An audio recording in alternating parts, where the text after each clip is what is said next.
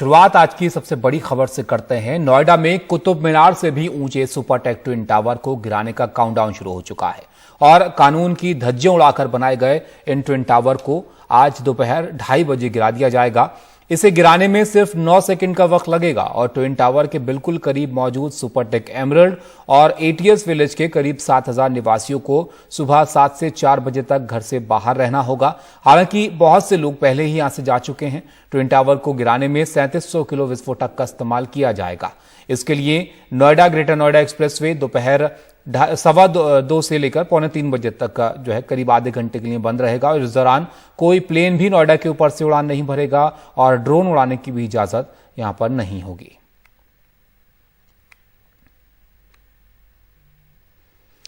हमारे सहयोगी सौरभ शुक्ला हमारे साथ जुड़ गए हैं, उनके पास चलते हैं। सौरभ, अब कुछ घंटे का ही वक्त बचा है। जो इस कार्रवाई से पहले की जो तमाम इंतजाम है वो पूरे कर लिए गए हैं। एक्सप्लोडर से जोड़ना था वो जोड़ दिया गया है।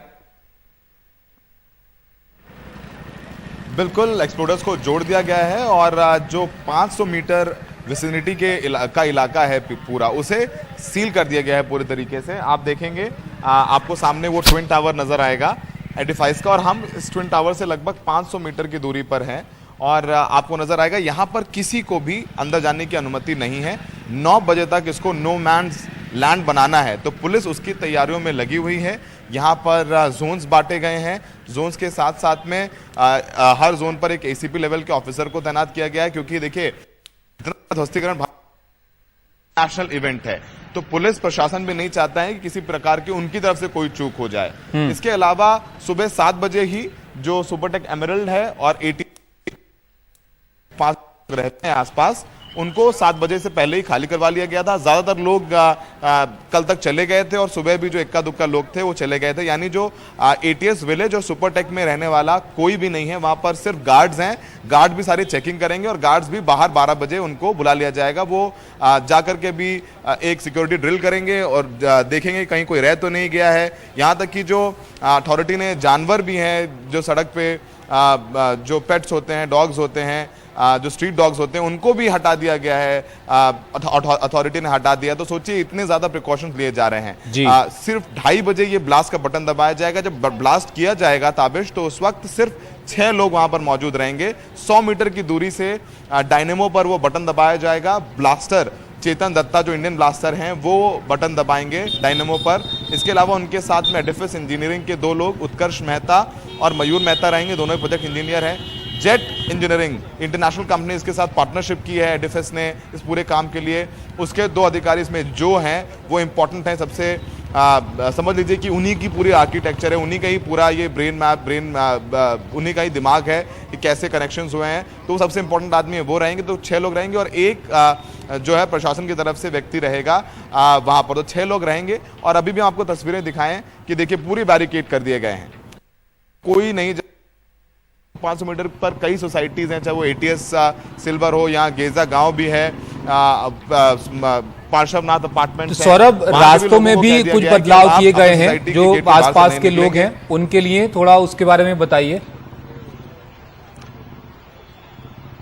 बिल्कुल बिल्कुल, नोएडा पुलिस ने प्रॉपर डाइवर्जन मैप जारी किया है। और अपने दर्शकों को बता दें जो नोएडा आना चाह रहे हैं, नोएडा पुलिस ने जो भी डाइवर्जन्स किए हैं उसे गूगल मैप में भी अपडेट किया है। तो आप घर से निकल रहे हैं तो गूगल मैप का इस्तेमाल करिए। सारे डाइवर्जन के साथ में आपको समझ में आएगा। आप देखिए ये एनिमल इंडिया ट्रस्ट के लोग हैं। ये जो कुछ अगर स्ट्रीट डॉग्स रह भी रह गए हैं तो उनको उठाने के लिए यहाँ पर उन गाड़ियों को बुलाया गया है। तो अब डाइवर्जन की बात कर रहे थे हम लोग। देखिए जो ट्विन टावर आने वाली सड़क है, चाहे वो 82 से सेक्टर 82 से आती हो या सेक्टर 137 की तरफ से आते हो, उन सारी सड़कों को बंद कर दिया गया है।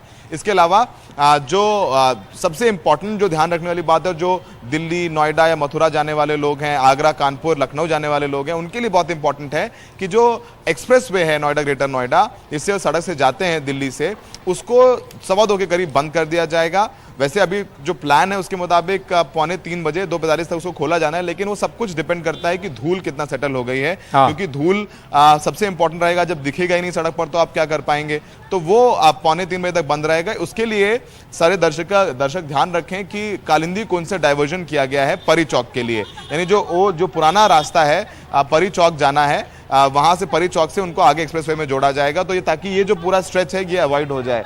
तो फिलहाल ये तस्वीरें हम दिखा रहे हैं, बाकायदे जो ड्रोन किसी को उड़ाने की अनुमति नहीं है। और आप देखिए जो प्रदूषण होगा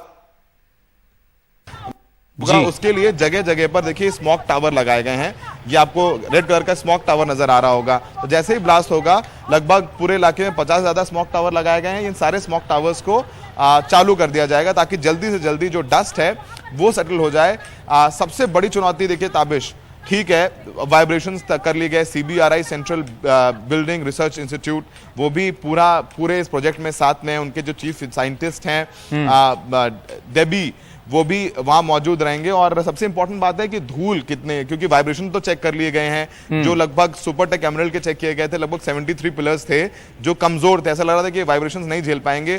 कुछ टावर्स जो हैं वो बिल्कुल नजदीक है, 9 मीटर की दूरी पर हैं, तो उन टावर्स के नीचे पिलर्स को स्ट्रेंथन किया गया है, उनको ताकतवर बनाया गया ताकि जो वाइब्रेशन हो उनको ले लें।